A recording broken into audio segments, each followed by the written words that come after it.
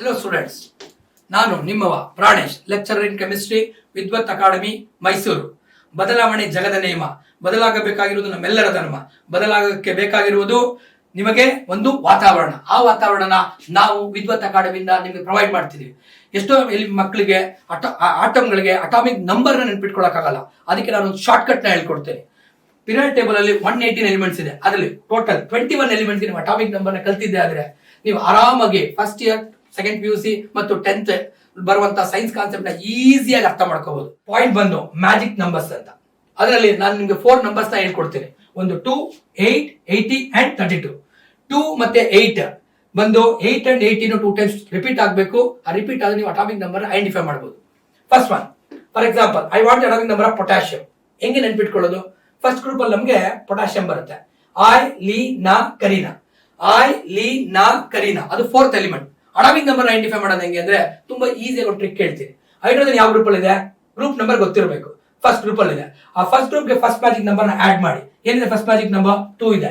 ಆ first group number ಗೆ first magic number ನ ಆಡ್ ಮಾಡಿದ್ರೆ ನಿಮ್ಗೆ ಲಿಥಿಯಂ ಅಟಾಮಿಕ್ ನಂಬರ್ ಬರುತ್ತೆ. Hydrogen first group first period ಅಲ್ಲಿ ಇದೆ. ಅಟಾಮಿಕ್ ನಂಬರ್ ಬಂದು 1. ಆ 1 ಗೆ ನೀವೇನಾದ್ರೂ ನೆಕ್ಸ್ಟ್ ಮ್ಯಾಜಿಕ್ ನಂಬರ್ 2 ನ ಆಡ್ ಮಾಡಿದ್ರೆ ನೆಕ್ಸ್ಟ್ ಎಲಿಮೆಂಟ್ ಅಟಾಮಿಕ್ ನಂಬರ್ ಬರುತ್ತೆ. ಅದೇನಾಗಿರುತ್ತೆ? 3 ಆಗಿರುತ್ತೆ. ನೆಕ್ಸ್ಟ್ ಮ್ಯಾಜಿಕ್ ನಂಬರ್ ಏನಿದೆ? 8 ಇದೆ. ಆ 3 ಗೆ ನೀವು 8 ಆಡ್ ಮಾಡಿದ್ರೆ ಎಷ್ಟಾಗುತ್ತೆ? 11 is the atomic number of sodium.